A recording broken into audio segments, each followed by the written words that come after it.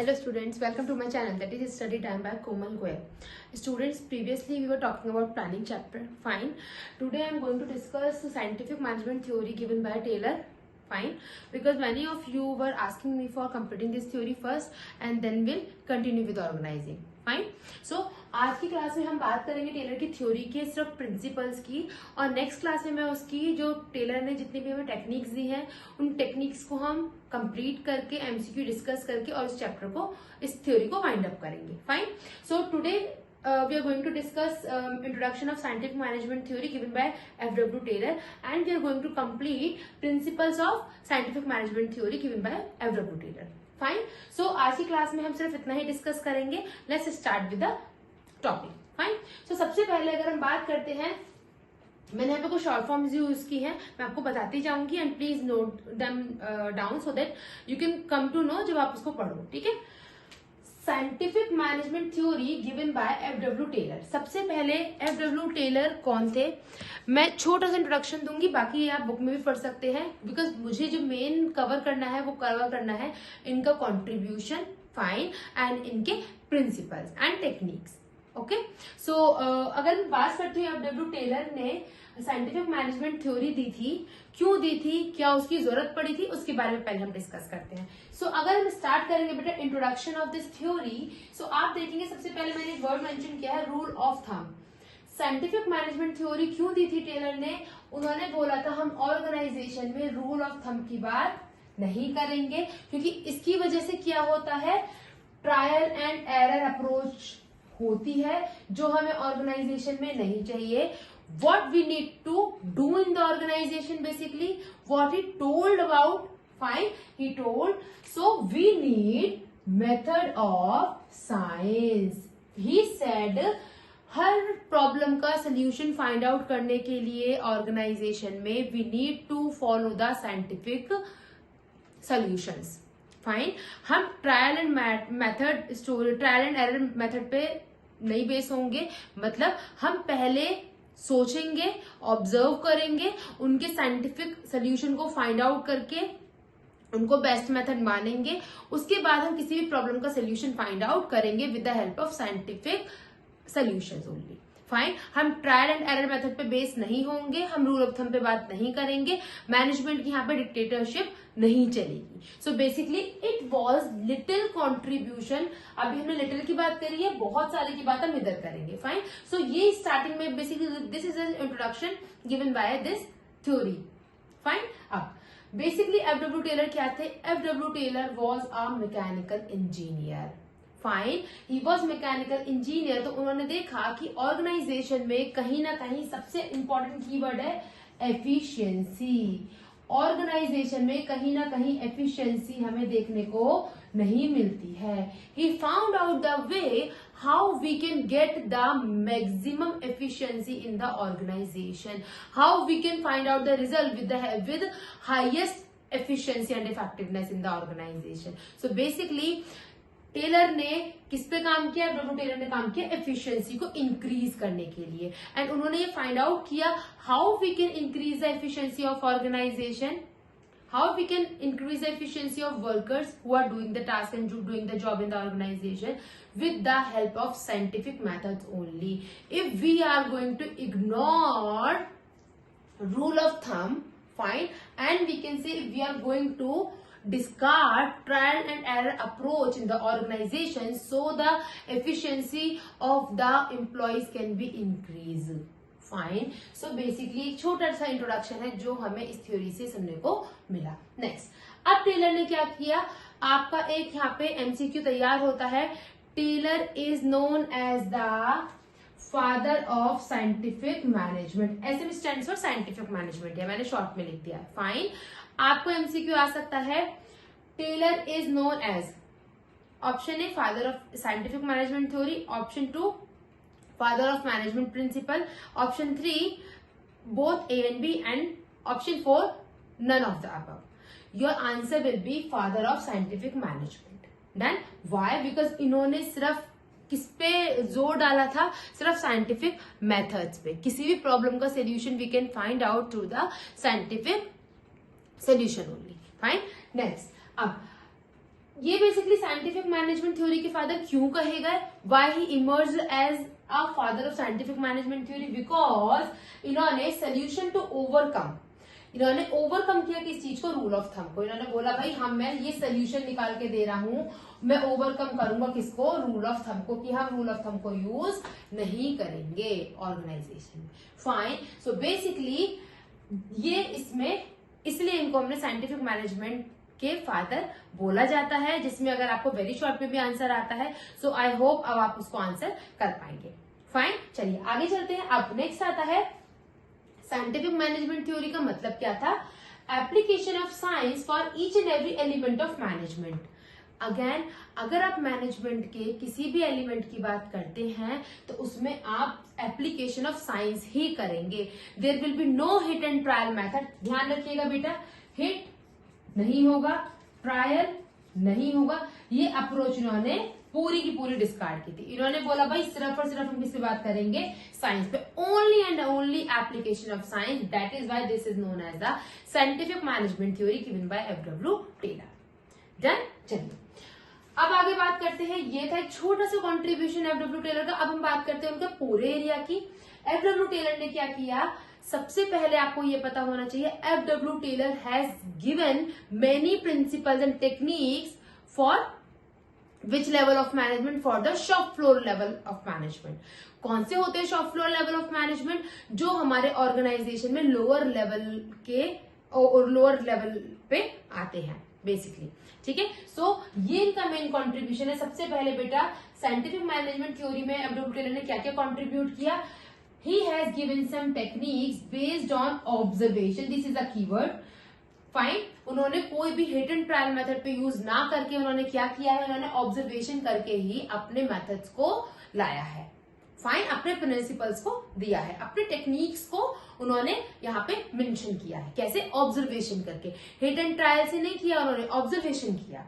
Fine, next उन्होंने कुछ books भी पब्लिश की हैं in the era of scientific management theory only, because उनका कंट्रीब्यूशन उधर ही था तो उन्होंने उनके लिए बुक्स भी पब्लिश की। अब बेसिकली उनके पब्लिकेशंस किस किस टॉपिक पे थे, shop management, again shop management is a part of lower level management, piece rate system, इसकी आगे बात करेंगे टेक्निक की।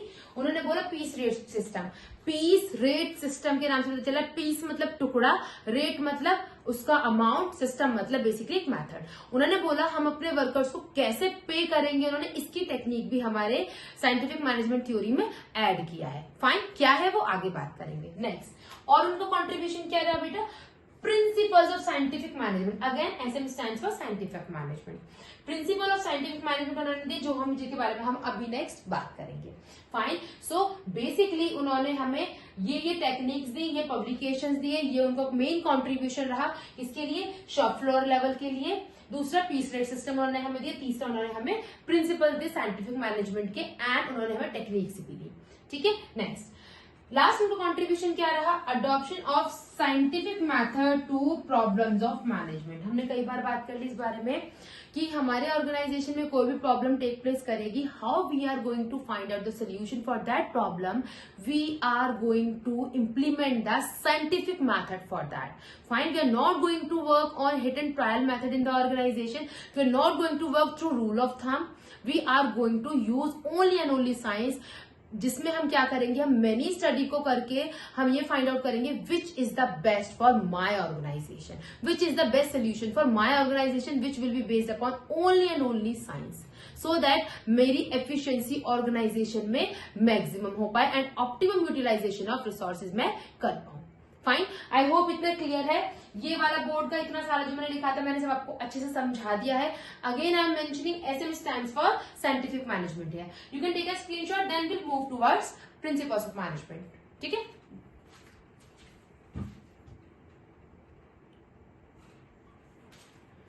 Fine, I hope you have taken the screenshot. चलिए अब हम बात करेंगे बेटा principles of scientific management theory.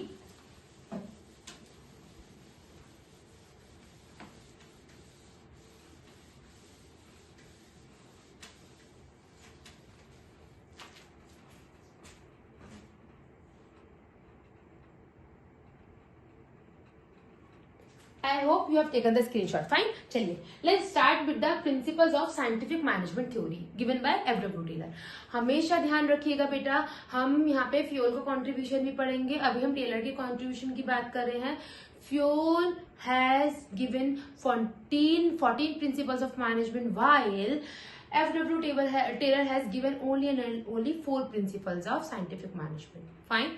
अब फ्यूल को थोड़ी देर के लिए हटा दो. In the next class we are going to talk about that. Fine. But अभी हमें क्या करना है, अभी हमें साइंटिफिक मैनेजमेंट थ्योरी के प्रिंसिपल की बात करनी है. वन बाय वन हम चारों प्रिंसिपल की बात करेंगे. Very very important for the examination point of view. Fine. इसलिए बच्चों ने बोला था कि मैम आप पहले टेलर थ्योरी करा दो, क्योंकि इसमें सबसे ज्यादा प्रॉब्लम पड़ती है हमको. सो मैंने ये वीडियो आपके लिए शूट किया. फाइन. चलिए, सबसे पहला प्रिंसिपल क्या होता है? फर्स्ट प्रिंसिपल कहता है, साइंस लिखने का तरीका देखिएगा. Science not rule of thumb. Science के बाद कॉमा लगाया. क्यों भाई? हमें साइंस पे काम करना है, रूल ऑफ थंब पे हमें काम नहीं करना है. आई बात समझ में? हमने रूल ऑफ थंब को क्या किया बेटा? काट दिया. और हमने क्या बोला? हम सिर्फ और सिर्फ साइंस पे काम करेंगे. हाउ? जिसमें उन्होंने बोला, हम ध्यान से लिखिएगा बेटा, मैं यहाँ पे आपको पूरा समझाऊंगी, तब मैं दूसरा प्रिंसिपल चलूंगी. ठीक है? हम हिट एंड ट्रायल मेथड पे काम नहीं करेंगे. हमने क्या करना है? हमें एक ऐसी अप्रोच अपनानी है जो अप्रोच हमारी किस पे बेस हो? Only and only science. अगर मेरे ऑर्गेनाइजेशन में कोई भी प्रॉब्लम आएगी, I am going to find the solution of that problem with the help of science only. दूसरा, यहाँ पे मैनेजमेंट की डिक्टेटरशिप नहीं चलेगी. हम किस पे काम करेंगे? सिर्फ और सिर्फ साइंस पे काम करेंगे. फाइन. मैं थिंक करूंगा बिफोर डूइंग. करने से पहले सोचूंगा. ऐसा नहीं है पहले कर लूंगा तब गलत होगा तब उसे रेक्टिफाई करूंगा.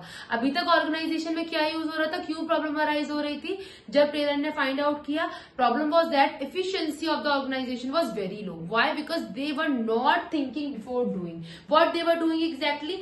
दे were implementing the things directly, and after implementing the things they were finding out that oh we did wrong. है ना? Why? Because that was the trial and error method. कि भैया पहले ट्राई कर लो, फिर एरर हुई तो काटो, फिर दूसरा तैयार करो, फिर अगर ट्राई करा फिर गलत निकला फिर उसे हटाओ. तो बेसिकली उसकी वजह से क्या हो रहा था? हमारा टाइम, हमारा कॉस्ट, हमारा रिसोर्सेज बहुत ज्यादा लग रहे थे ऑर्गेनाइजेशन में, जिसकी वजह से हमारी एफिशिएंसी डाउन जा रही थी. Now Taylor was emphasising only and only efficiency of the workers in the organisation. Fine. So he told how we can get maximum output through lower cost. How it is possible? Through the science method only, science approach के थ्रू. तो उन्होंने बोला think before doing. हमें करना है कि भैया करने से पहले सोच लो. अगर आपने पहले कर लिया और बाद में सोचा तो क्या होगा? हमारा हिट एंड ट्रायल मेथड होगा जो हमें फॉलो नहीं करना है. सो this is all about science not rule of thumb, principal of scientific management. I hope ये क्लियर है. एक बार आप इसका स्क्रीनशॉट ले लो सो दैट आपको कीवर्ड्स में पता चल जाए. नेक्स्ट प्रिंसिपल पे मूव करते हैं. फाइन. चलिए,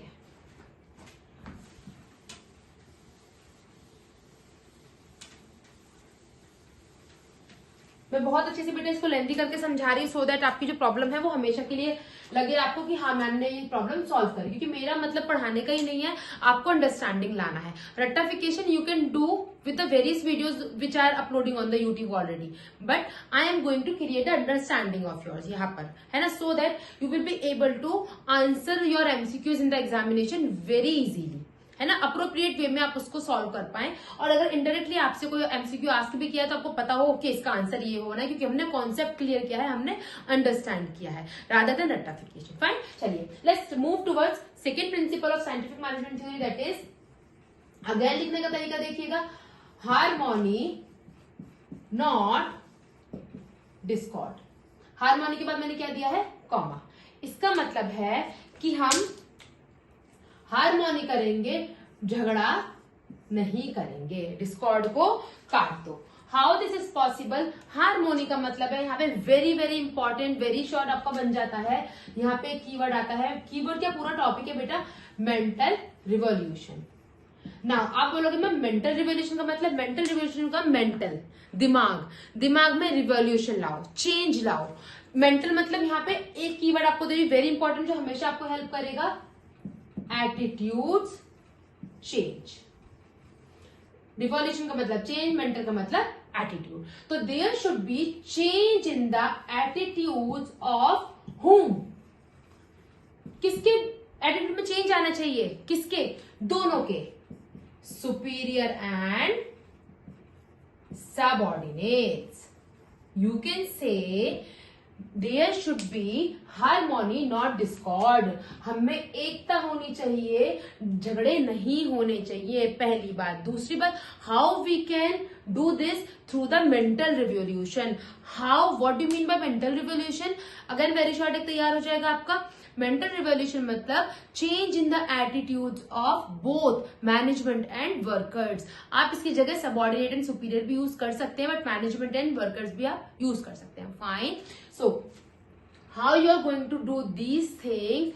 अगर हम दोनों अपनी दिमाग में जो सोच रहे हैं उसमें पॉजिटिविटी ला सके।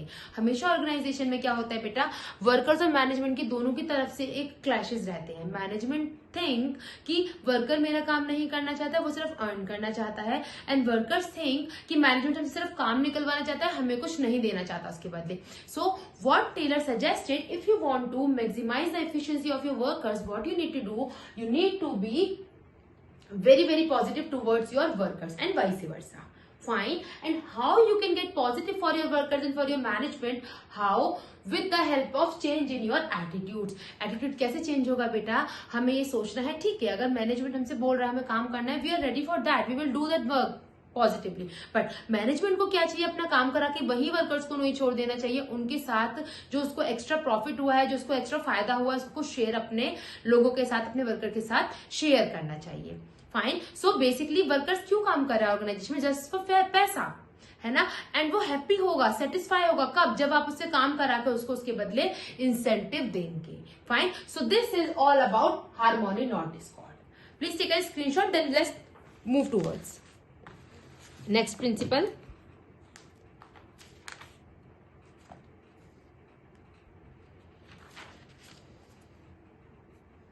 चलिए, I hope you have taken the screenshot. Next principle is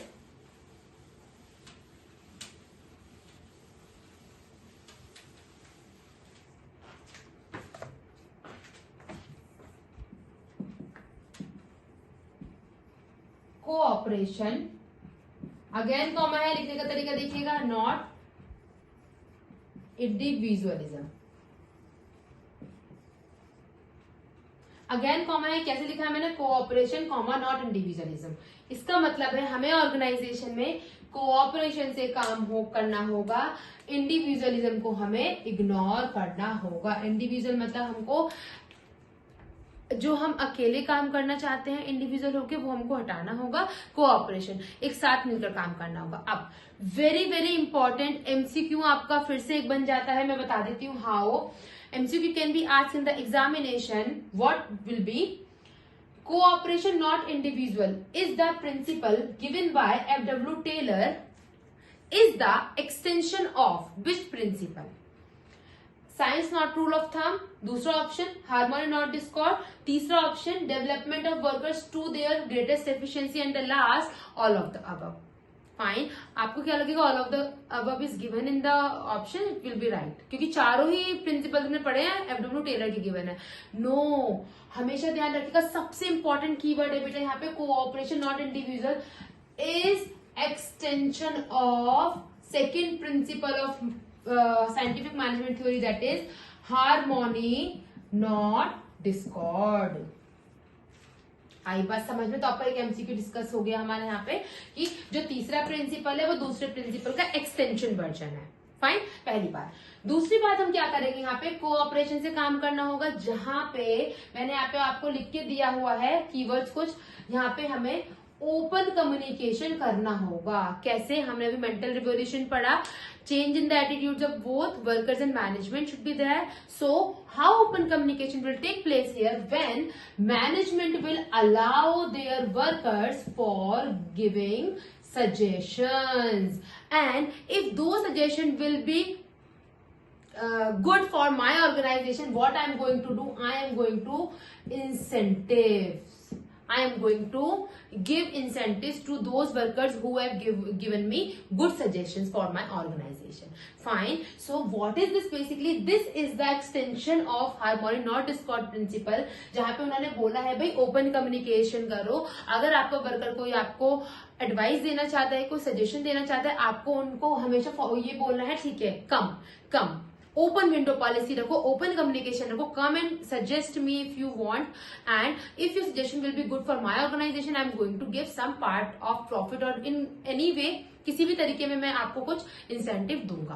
पहली बात. दूसरी बात, there should be sharing of work between both management and workers. Workers को ये ना लगे मैनेजमेंट सिर्फ हमारा ही पागल बना रहा है, कोई भी काम आया हमें ही वो प्रोजेक्ट दे दिया, तुम ही करो. No, there should be equal division of work, there should be sharing of work in between both parties in the organisation, management and workers. क्या होगा उससे? वर्कर्स को लगेगा हमारा मैनेजमेंट भी हमारे लेवल पे आके काम कर रहा है, हमको बता रहा है, हम उसके हिसाब से कर पा रहे हैं, and so and so forth. So basically there will be cooperation in the organisation, individual नहीं होगा. ठीक है. सो दोनों का अगेन क्या होगा? जब इनको फायदा होगा मैनेजमेंट को अच्छा काम करके, तो management will share some part of the profit with their workers. Why? Because they have given their best in the organisation. है ना, उस टाइम पे जब प्रॉब्लम पड़ी तो वर्कर ने अपना 100% दिया, तो मैनेजमेंट को भी क्या करना है, उनको कुछ ना कुछ पार्ट प्रॉफिट का शेयर करना है. Fine. Please take a screenshot and let's move towards next principal.